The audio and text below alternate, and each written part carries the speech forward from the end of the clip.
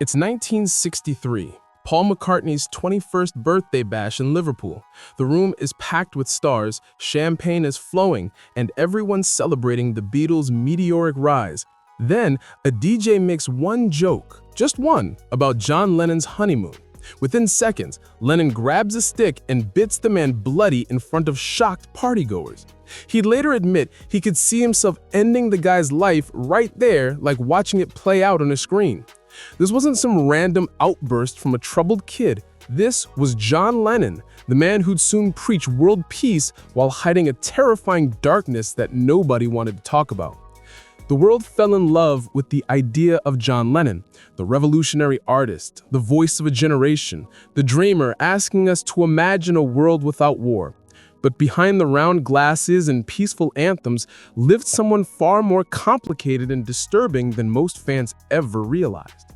What shaped this man into someone capable of such violence? The answer goes back further than anyone expected, to a childhood so fractured it's a miracle he survived it at all. October 9th, 1940. Liverpool is under siege from German air raids, and in the brief pause between bombings, John Lennon enters the world. His father, Alfred, a merchant sailor, is nowhere to be found, already establishing a pattern of absence that would define Lennon's early years. When John is just 4 years old, Alfred vanishes completely, going AWOL from the Navy and cutting off the family's money supply. Months of silence follow until one day Alfred shows up at the door, ready to play family man again. There's just one problem. Julia, Lennon's mother, is visibly pregnant with another man's child. The reunion doesn't go well.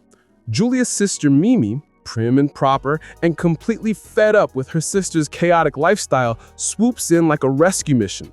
Before long, young John is living under Mimi's strict roof, visiting his actual mother like she's some fun aunt rather than the woman who gave birth to him. It's a bizarre arrangement that messes with any kid's head, and it's about to get much weirder. When Lennon turns 5, Alfred pops back up with an offer to take the boy on a trip to Blackpool. Julia, flaky but not stupid, has a bad feeling. She and her new man follow them, only to discover Alfred isn't heading to Blackpool at all. He's planning to snatch John and take him to New Zealand. Imagine being that kid, watching your parents scream at each other while your father tries to literally kidnap you to another country. Alfred backs off, but the damage is done. John's relationship with authority, with trust, with family itself, it's all shattered before he even starts school. But here's where things get really uncomfortable. Julia still visits Mimi's house, and when she does, she's not exactly motherly. She spins Elvis records, cracks jokes, teaches John to play the banjo. She's more like a cool older sister than a mom. Years later, in a 1979 interview that made everyone's skin crawl, Lennon admitted at 14 years old, he felt physically attracted to his mother. Not in some abstract Freudian way, he meant it literally.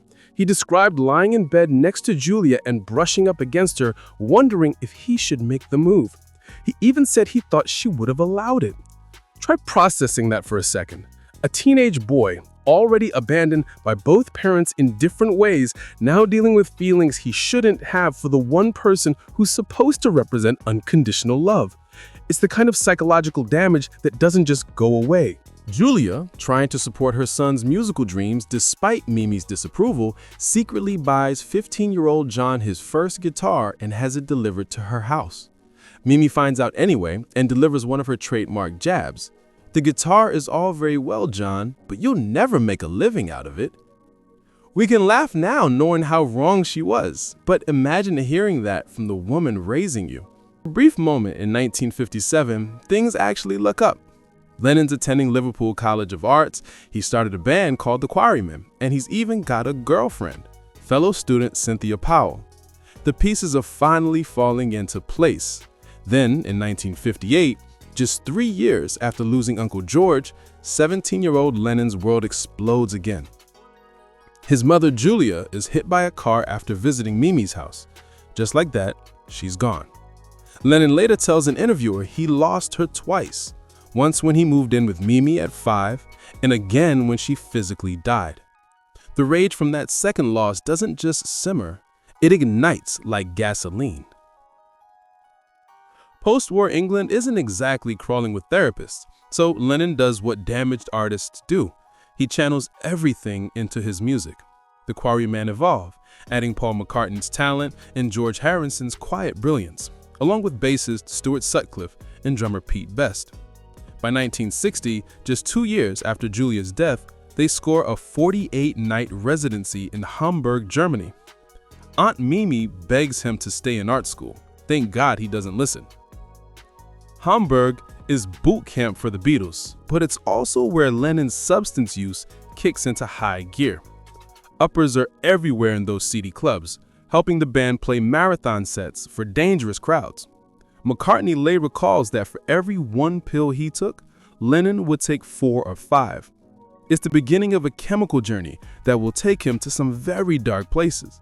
But the substances aren't the only concerning part of Lennon's Hamburg experience. His relationship with Stuart Sutcliffe is intense in ways that make people uncomfortable. In public, Lennon torments Sutcliffe constantly, mocking him, embarrassing him, pushing every button. But privately, it's different. When Stuart's bedridden, he writes Lennon emotional 30-page letters. Sutcliffe's sister Pauline believes they had an intimate relationship, something beyond friendship. Maybe that's why Lennon reacts so violently when he sees Stuart dancing with Cynthia Powell one night. He doesn't just get angry, he hauls off and hits Cynthia so hard her head slams against the wall. Think about that. Lennon's jealousy might not have been about Cynthia at all. Maybe he couldn't stand watching Stuart pay attention to someone else. And what happens next is even more disturbing. One night in May 1961 on the streets of Hamburg, Lennon and Stuart get into a heated argument. Stuart wants to leave the band and return to art school. Lennon completely loses it, punching Stuart and then kicking him in the head repeatedly, wearing his pointy cowboy boots. When he finally stops and sees what he's done, he turns and runs. About a year later, on April 10, 1962, Stuart Sutcliffe collapses from a brain hemorrhage and dies. His sister Pauline doesn't think it's a mystery. She believes Lennon's brutal kicks to the head caused it. Years later, a remorseful Lennon allegedly tells Yoko Ono about those cowboy boots, basically confessing to what might have been manslaughter.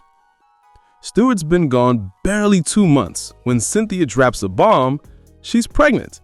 It's July 1962 and Beatlemania is just starting to heat up. This is terrible timing for a rock star trying to maintain a certain image. Lennon does the expected thing and marries her. But when their son Julian is born on April 8, 1963, John makes a choice that shocks everyone. He skips the birth entirely and jets off to Spain with Brian Epstein, the Beatles' gay manager. People whisper, but no. By 1965, Lennon is living the dream on paper, but internally, he's falling apart.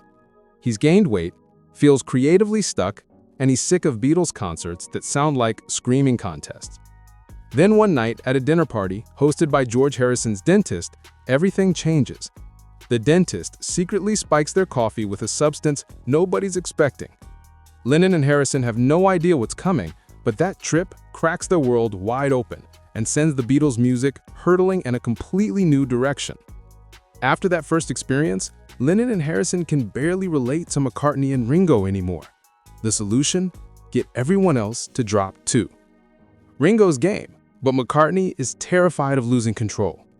As Lennon puts it, Paul feels very out of it because the others are being slightly cruel. We're all taking it, and you're not. That's the moment a tiny crack forms in the Fab Four, and it will only grow wider. The substances change everything, especially the music. Harrison brings in the sitar, Lennon's lyrics shift from bubblegum to Buddhism, but nothing compares to the woman who is about to blow Lennon's mind completely. By 1967, John has shed his old skin, and the new John isn't on the same wavelength as Cynthia anymore. One incident makes this heartbreakingly clear. As the Beatles board a train to a Mediterranean retreat, a law officer stops Cynthia cold. Lennon doesn't notice. The train pulls away, leaving her standing alone on the platform. In 1968, Cynthia returns home from a vacation in Greece, one her husband practically shoved her into, only to walk into a nightmare. There in her home sits Lennon and a strange woman, both wearing nothing but bathrobes. His reaction? A casual, "Oh hi." Cynthia later writes about the cruelty of the betrayal. After she cools off, Lennon assures her this woman, Yoko Ono, means nothing. Tragically, she believes him. The real shock comes when Cynthia returns to her hotel at 2 a.m. after letting off steam. One of Lennon's people is waiting with a message that chills her. He is going to divorce you, take Julian away from you, and send you back to Hoy Lake. Then Cynthia opens the newspaper and sees John hand in hand with Yoko. Paul McCartney stops by with a red rose and whispers, "I'm so sorry, I don't know what's come over him." The whole world will soon be wondering the same thing. When Lennon strolls into the studio during the White Album sessions in 1968 with Yoko by his side, he shatters one of the band's biggest rules: no wives or girlfriends allowed. And Yoko doesn't sit quietly in the corner. She gives opinions, makes suggestions, becomes an unshakable fixture. Lennon later admits the breakup of the Beatles can be heard on that album. His new woman, new vices, and growing distance from the others are becoming a recipe for disaster. By January 1969, tensions between Lennon and George Harrison reach a breaking point. Harrison's upset that Yoko has taken his place at Lennon's side. Lennon's jealous that Harrison's songwriting keeps improving while he flounders in a haze. During the Let It Be sessions, their vibe turns nasty. Some claim it even gets physical. Harrison finally has enough and walks out. Lennon talks tough about replacing him with Eric Clapton, but after 10 tense days, they beg Harrison back. To make matters worse, Lennon has a king-size bed delivered to the studio so Yoko can literally lie there and supervise their sessions. The tensions are off the charts. It's no wonder Abbey Road becomes the last album the Beatles ever record together. The band officially breaks up in April 1970. By 1973, the backlash after the Beatles split has turned vicious. Fans blame Yoko for everything, and the tension between John and Yoko is unbearable. Yoko comes up with a bizarre fix. She tells Lennon to take off with their assistant, May Pang. After some convincing, Pang agrees, and soon she and Lennon are on a plane to LA. What follows